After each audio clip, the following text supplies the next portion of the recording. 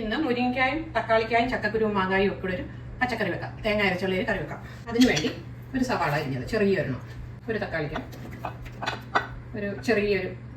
ഒരു മുരിങ്ങയ്ക്കായുടെ പകുതി, 2 പച്ചമുളക്, ഒരു പീസ് മാങ്ങ, ഒരു 10 ചക്കക്കുരു ഇങ്ങനെ അരിഞ്ഞത്, തൊലി കളഞ്ഞ് അരിഞ്ഞത്, വെള്ളം, ഇതിൻ്റെ ഒരു 3/4 ഗ്ലാസ് വെള്ളം വെക്കണം, കുറച്ച് മഞ്ഞൾപ്പൊടി, ഉപ്പ്. ഇതൊരു 10 മിനിറ്റ് നന്നായിട്ടൊന്ന് വേകട്ടെ.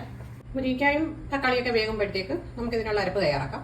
ഇതാണെങ്കിൽ ഒരു 1/2 കപ്പ് തേങ്ങ ചിരകിയത്, അതിലേക്കൊരു 8 ചെറിയ ഉള്ളി, ഒരു 1/4 ടീസ്പൂൺ മഞ്ഞൾപ്പൊടി, 1/2 ടീസ്പൂൺ മല്ലിപ്പൊടി, 1 ടീസ്പൂൺ മുളക് പൊടി. ഇത് നന്നായിട്ട് വെള്ളം ഒഴിച്ച് നന്നായിട്ട് പേസ്റ്റ് പോലെ അരച്ചെടുക്കാം. ഇതിപ്പോൾ 10 മിനിറ്റായി വെച്ചിട്ട് ഈ അരപ്പ് നന്നായിട്ട് അരച്ചതാണ്. ഇത് അതിക്കാം.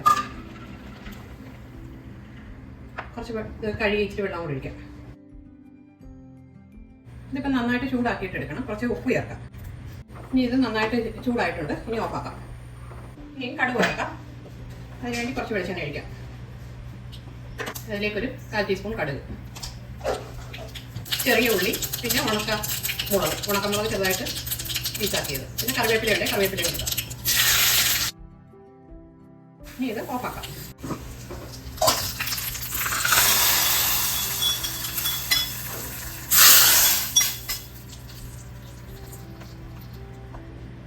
ഇനി ഇതൊന്ന് അടച്ചു വെക്കാം. 10 മിനിറ്റ് കഴിഞ്ഞെടുക്കാം. ഇനി ഇതൊന്ന് എടുക്കാം.